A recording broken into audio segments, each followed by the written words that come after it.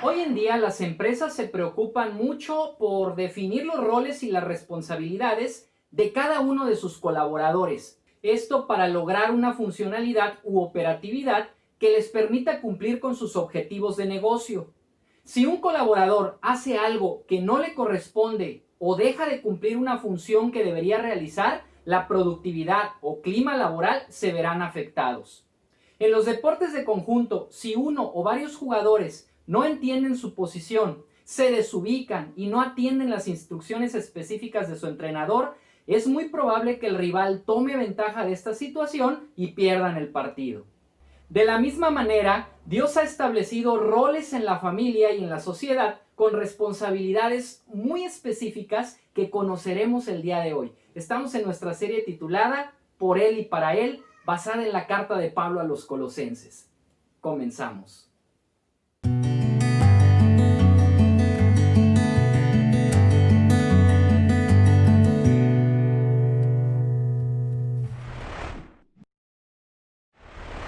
Como ya hemos comentado en otras ocasiones, la carta de Pablo a los Colosenses tiene como estructura una parte doctrinal, los capítulos 1 y 2, y una parte práctica, los capítulos 3 y 4. En los capítulos 1 y 2, Pablo se detiene a considerar lo que Dios ha hecho a favor de nosotros en Cristo, para luego considerar en los capítulos 3 y 4 las responsabilidades que se derivan de ello. Y es justamente en esta última parte en la que nos encontramos en esta serie expositiva. Hemos estado viendo los deberes cristianos desde que iniciamos el capítulo 3. En la enseñanza anterior, Pablo exhorta a los creyentes a usar un outfit muy específico como parte de su vestimenta. Y esto no tiene nada que ver con temas de moda, ni con pantalones o faldas. Simplemente que Pablo usa la analogía de la vestimenta para alentar a los creyentes a ponerse las prendas y los accesorios que van de acuerdo con el carácter cristiano. ¿Cuáles son estos componentes? Tierna compasión, bondad, humildad, paciencia, gentileza y amor. Todo esto sobre la base de la elección divina. El día de hoy terminaremos el capítulo 3 e iniciaremos el capítulo 4, en donde Pablo continúa con una serie de consejos prácticos para los creyentes, pero ahora lo hace enfocándose en la familia, dando un mensaje muy claro a roles específicos como esposas, maridos, padres e hijos. Asimismo, establece el modelo bíblico para las interacciones entre esclavos y amos, el cual podemos aplicar perfectamente en nuestros días a la relación entre jefes y empleados. La porción que abarcaremos será del capítulo 3, verso 18 al capítulo 4, verso 1, y el título de este mensaje es Roles y responsabilidades en la familia. Lo primero que quiero destacar de la porción que estudiaremos es que este orden fue establecido por Dios, no por alguna sociedad patriarcal u organización mundial. El autor es Dios. Lo segundo es el balance perfecto determinado por Dios en su sabiduría, ya que ninguno de los roles mencionados resulta favorecido más que su contraparte. Esto es simple. Cada uno de nosotros tenemos diferente rol y por lo tanto responsabilidades distintas, acordes con nuestro rol. Veamos estos roles y sus deberes. Comencemos con esposas y maridos. Versículo 18 de Colosenses 3. Esposas, sujétense cada una a su esposo como corresponde a quienes pertenecen al Señor. Pablo exhorta a las esposas a sujetarse a sus esposos como responsabilidad primordial. La palabra sujetarse significa ceder voluntariamente en amor. Ahora, como este mandato puede resultar incómodo o contracultural en nuestros tiempos, quisiera hacer un par de aclaraciones que nos permitirán entender de mejor forma este principio. Primero, la sujeción no es privativa de las mujeres. Dios ha establecido en su palabra que como creyentes debemos estar sujetos unos a otros. En Efesios 5, un pasaje paralelo a este que estamos estudiando el día de hoy, antes de mencionar la sujeción o sometimiento que las mujeres deben tener para con sus esposos, Pablo menciona que este es un deber que incluye a todos los creyentes. Leamos Efesios 5:21. Es más, sométanse unos a otros por reverencia a Cristo. Esto quiere decir que todos los cristianos deben mostrar este tipo de sujeción unos a otros. no solo las que han asumido el rol de esposas. El corazón de cada creyente debe estar marcado por una humildad que implica sometimiento voluntario a otros creyentes por la causa de Cristo. Segundo, la sujeción de la esposa no significa inferioridad. Esto es una cuestión de función, no de naturaleza. Esto es realmente un llamado a la esposa a someterse a la autoridad que Dios ha ordenado. No es un asunto de valor o dignidad. De hecho, la instrucción de Pablo a la sujeción también aplica a otro tipo de relaciones interpersonales, tal como lo leemos en 1 de Pedro 5:5 y en Hebreos 13:17. Del mismo modo, ustedes, los más jóvenes, tienen que aceptar la autoridad de los ancianos y todos vístanse con humildad en su trato los unos con los otros, porque Dios se opone a los orgullosos, pero da gracia a los humildes. Hebreos 13:17. Obedezcan a sus líderes espirituales y hagan lo que ellos dicen. Su tarea es cuidar el alma de ustedes y tienen que rendir cuentas a Dios. Denles motivos para que la hagan con alegría y no con dolor. Esto último ciertamente no los beneficiará a ustedes. Entonces, con esto queda claro que la sujeción de la esposa hacia el esposo no es cuestión de inferioridad, sino de orden.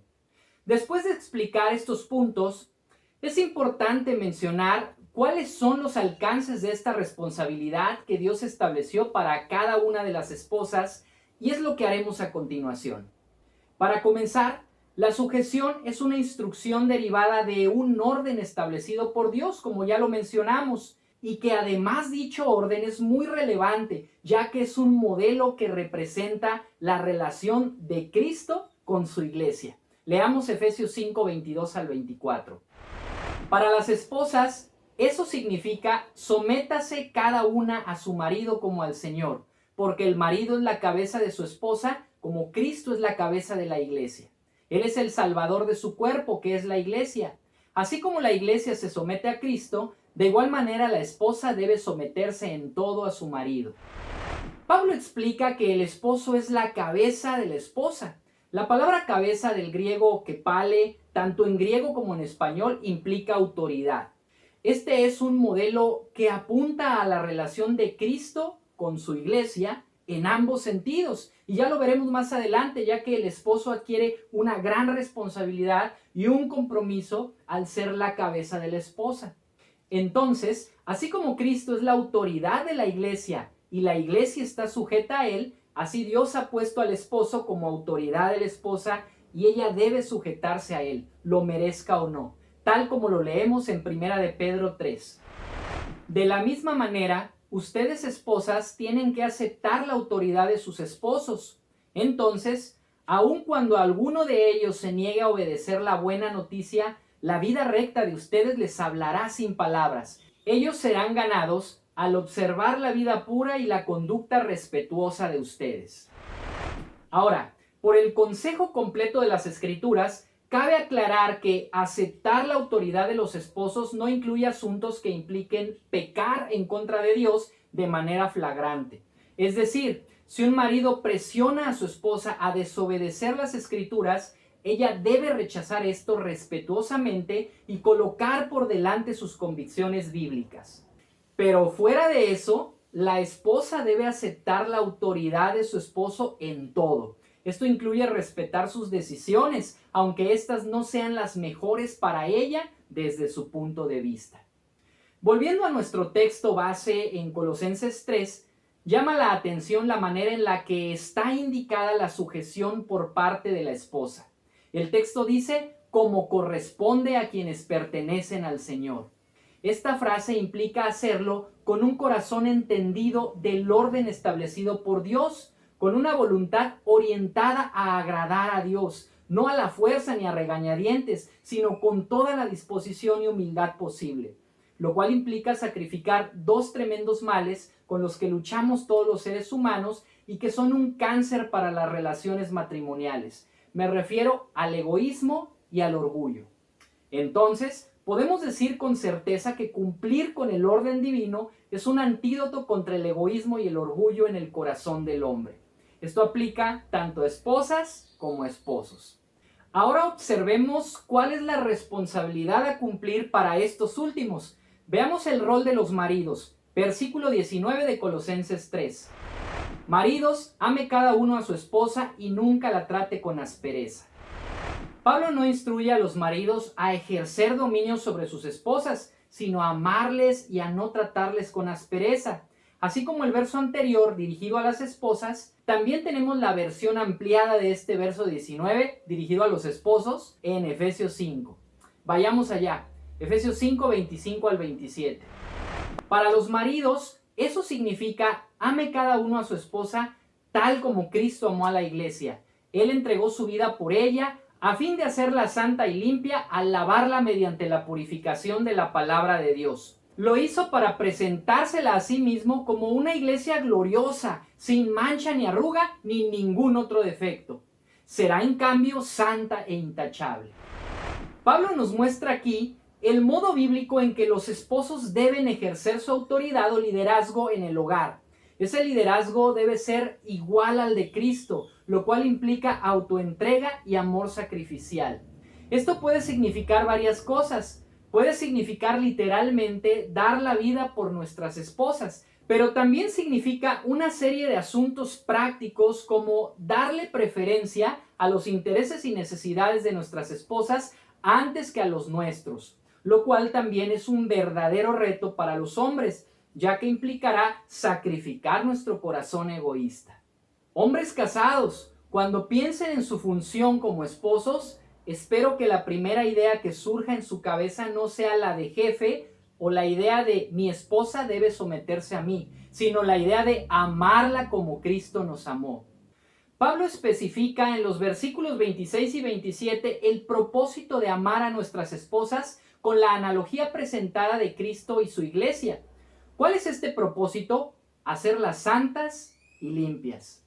Así como el objetivo del amor de Cristo mostrado en la cruz al dar su vida fue el bienestar para su iglesia, el objetivo de amor, de autoentrega del esposo debe ser el bienestar de su esposa. Ahora, esta última frase del versículo 13 que nos manda a no ser ásperos con nuestras esposas, también nos recuerda lo que dice 1 de Pedro 3:7. De la misma manera, ustedes maridos tienen que honrar a sus esposas. Cada uno viva con su esposa y trátela con entendimiento. Ella podrá ser más débil, pero participa por igual del regalo de la nueva vida que Dios le ha dado. Trátenla como es debido para que nada estorbe las oraciones de ustedes. Está claro que los maridos debemos tratar a nuestras esposas con toda la comprensión del mundo y como a vaso frágil. De lo contrario, nuestras oraciones a Dios tendrán un obstáculo. Pero también está claro que hombres y mujeres tenemos distintas características, tanto físicas como emocionales. ¿Por qué lo comento? Y aquí quiero hacer un paréntesis, porque vivimos en una sociedad posmoderna que trata a como dé lugar de derribar el modelo establecido por Dios de complementariedad entre hombres y mujeres. Tristemente, a los hombres se les trata de hacer delicados y femeninos, anular su virilidad, y a las mujeres se les trata de masculinizar y empoderar. Todo esto en aras de la igualdad. Dios estableció el principio de complementariedad entre hombre y mujer, mientras que el mundo trata a como dé lugar de ponerlos como rivales. Todo esto no es más que un engaño, una estrategia diabólica. Pero bueno, cerremos el paréntesis. Veamos los siguientes roles: padres e hijos. No cabe duda que vivimos en tiempos malos, tiempos en los que las sociedades actuales abrazan ideologías y patrones contrarios a la palabra de Dios. Una de estas ideologías que cada vez tiene mayor aceptación en el mundo occidental es que los hijos deberían ser formados y criados por el Estado, no por sus padres. De hecho, en algunos países ya han empezado a hacer una serie de experimentos sociales en este sentido. El argumento: la familia es una entidad que coarta las libertades de todo individuo. ¡Qué absurdo! De este modo, la tendencia es que el Estado intervenga en la formación de los niños a cada vez más temprana edad y que los hijos se independicen lo más pronto posible de sus padres. La estrategia de Satanás es clara: destruir a la familia y minimizar la influencia que los padres puedan tener sobre sus hijos. Lo cierto es que la influencia que los padres ejercen no debe ser sustituida por nada ni por nadie. Cuando echamos por la borda la autoridad e influencia de los padres sobre los hijos, no estamos promoviendo su libertad, sino que los estamos esclavizándolos a sus propias pasiones e inclinaciones pecaminosas. Eso no es libertad. ¿Cuál es el patrón de Dios para la relación de padres e hijos? Veamos el texto bíblico. Versículo 20 de Colosenses 3. Hijos, obedezcan siempre a sus padres, porque eso agrada al Señor. El deber de los hijos es obedecer y honrar a sus padres, lo cual es grato para el Señor. La palabra griega original de la palabra obediencia en este texto es hupoakuo, que se traduce como estar bajo una voz. La idea que este término transmite es la de escuchar con atención a aquel que tiene autoridad sobre nosotros para hacer lo que se nos ordena. Los hijos deben escuchar atentamente a sus padres y obedecer. No puede haber obediencia donde no hay atención y donde no se acepta y reconoce la autoridad del que habla. Los hijos deben tener oídos atentos para escuchar, mentes alertas para comprender y voluntades dispuestas para obedecer. Niños y jóvenes, cuando sus padres hablan, deben estar alerta. De lo contrario, no podrán obedecer. Dios también les ordena a los hijos que honren a sus padres. Esto lo encontramos en nuestro texto paralelo de Efesios. Leamos ahora Efesios 6, 1 y 2. Hijos, obedezcan a sus padres porque ustedes pertenecen al Señor, pues esto es lo correcto. Honra a tu padre y a tu madre. Ese es el primer mandamiento que contiene una promesa. Si honras a tu padre y a tu madre, te irá bien y tendrás larga vida en la tierra. Pablo cita aquí Éxodo 20:12, uno de los 10 mandamientos. La palabra honra que se utiliza en este texto señala algo pesado, algo importante, algo que no tenemos que tomar con ligereza. Por ejemplo, cuando la Biblia dice que debemos honrar el nombre de Dios y darle gloria, nos dice que ese nombre lleva un peso enorme por la persona a la que señala. La palabra honra implica un profundo respeto por la autoridad de los padres, acompañado por un sentido de valor. Es por eso que los hijos deben valorar a sus padres. Lo opuesto a esa honra es la desestima y el desprecio. Cuando un joven, cada que sus padres le dan una instrucción, voltea los ojos y se le hace algo fastidioso, está desestimando y despreciando la autoridad de sus padres. No les está honrando. Uno de los síntomas de una sociedad decadente que se ha pervertido y se encuentra bajo la ira de Dios es la falta de respeto y honra hacia los padres. Pablo menciona este asunto en 2 ocasiones, en Romanos 1 y en 2 de Timoteo 3. En Romanos 1, cuando habla del hombre natural como aquel que da la espalda a Dios y está bajo su justa ira, una de las consecuencias de su conducta es la desobediencia a los padres. Y en 2 de Timoteo 3, cuando dice que en los últimos días habrá tiempos muy difíciles, una de las características de la sociedad, además del amor por sí mismos y por el dinero, el orgullo, la fanfarronería y la irreverencia hacia Dios, será la desobediencia a los padres. Pues bien, dejemos a los hijos y ahora veamos el deber de los padres. Versículo 21 de Colosenses 3. Padres, no exasperen a sus hijos para que no se desanimen. No cabe duda que cuando hacemos enojar a nuestros hijos, quizá con tanta presión que ejercemos sobre ellos o con malos tratos, se desanimarán. Ahora, este versículo también tiene su paralelo en Efesios 6:4, que dice: Padres, no hagan enojar a sus hijos con la forma en la que los tratan, más bien críenlos con la disciplina e instrucción que proviene del Señor. ¿Qué cosas hacen enojar a los hijos? El favoritismo. Como ejemplo bíblico tenemos a Jacob y a Esaú. Uno era el favorito de la mamá y el otro del papá. ¿Qué más? Expectativas forzadas. Cuando presionamos a nuestros hijos para que cumplan determinados sueños, más bien tus sueños, no los de ellos. ¿Qué más? Disciplinarlos con ira, ya sea física o verbal. ¿Qué más? avergonzarlos en público.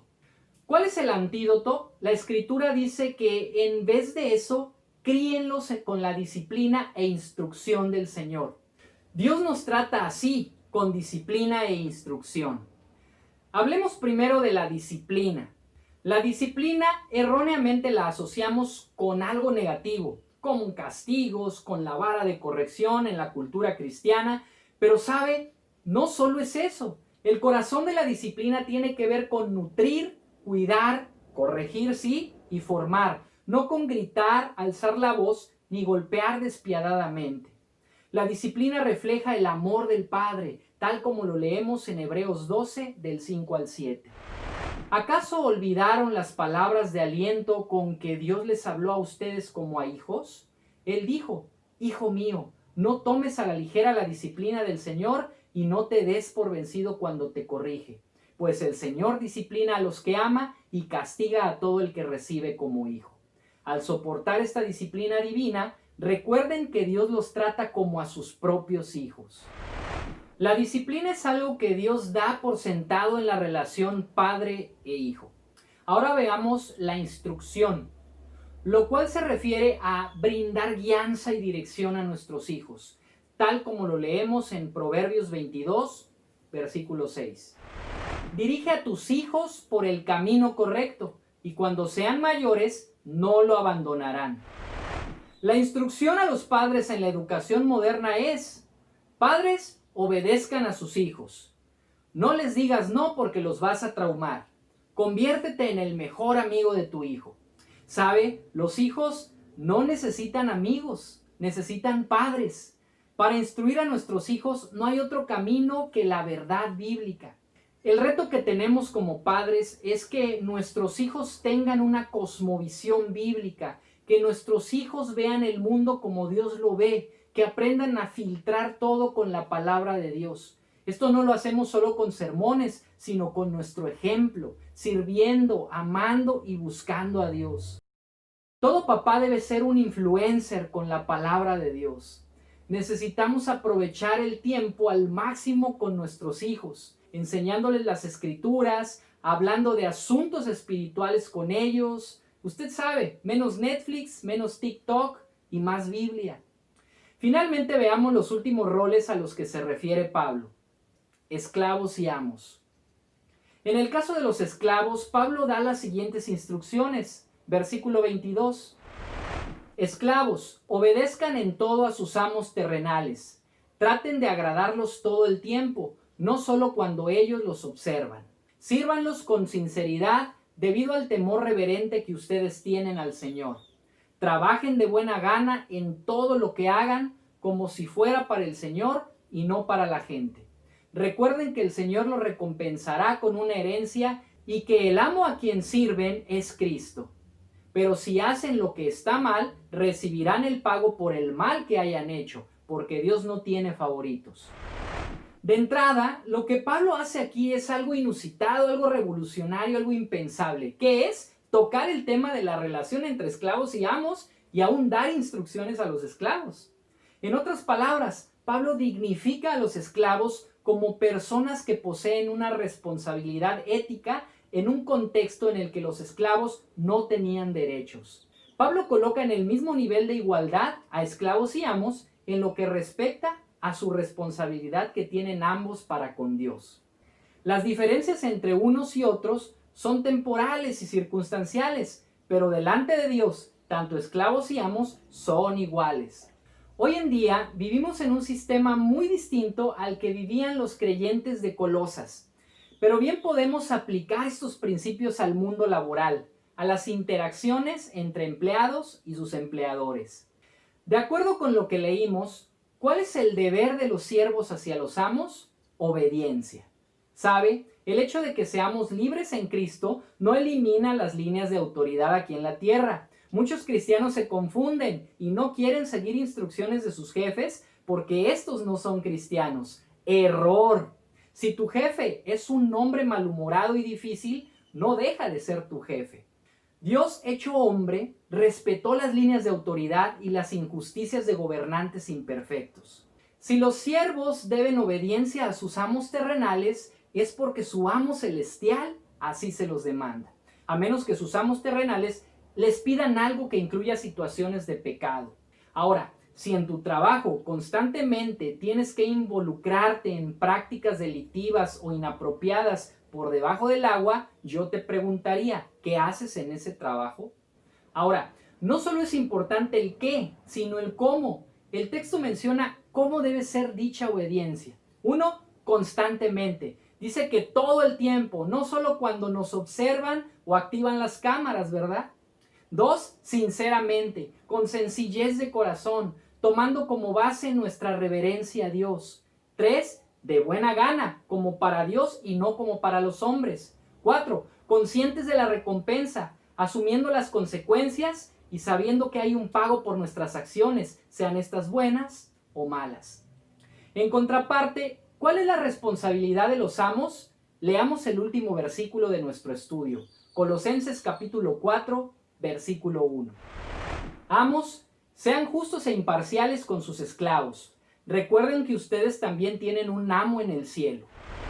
Ser justos e imparciales nos habla de un trato digno, recordándoles que aunque ellos son amos aquí en la tierra, también rinden cuentas a nuestro amo que está en el cielo, nuestro Dios bueno y justo.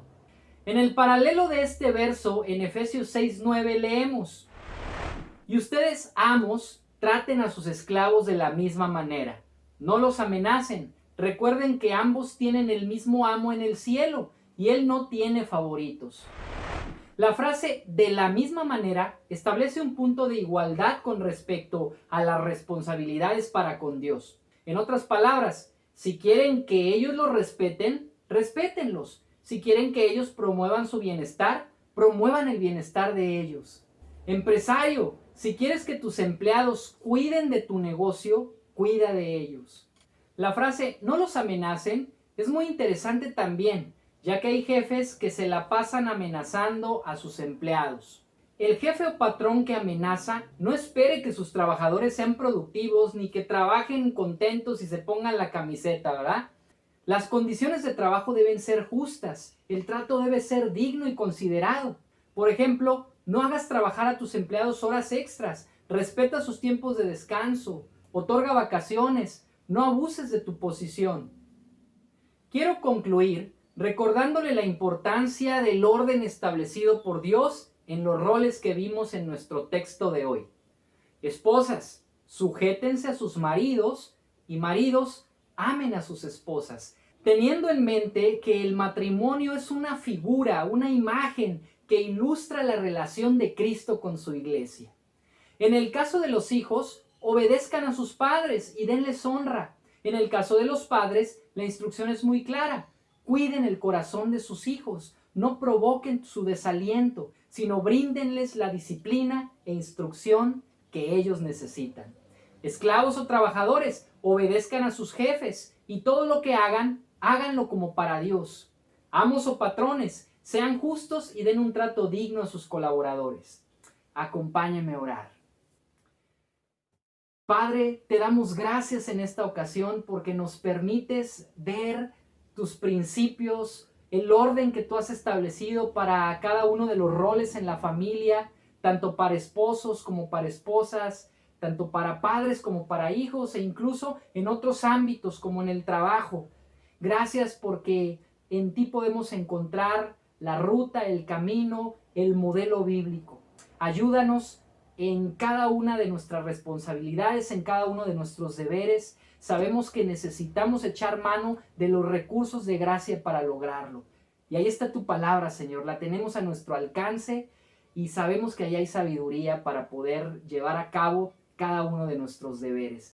Señor, gracias por tu palabra viva, eficaz, inerrante y suficiente. Te damos a ti toda la gloria y la honra en el nombre de Jesús. Amén. Amigos, gracias por su atención. Espero que este estudio le haya edificado grandemente. Me dio mucho gusto compartir estas exhortaciones prácticas con ustedes. Nos vemos en la siguiente oportunidad. Que Dios le bendiga. Hasta pronto.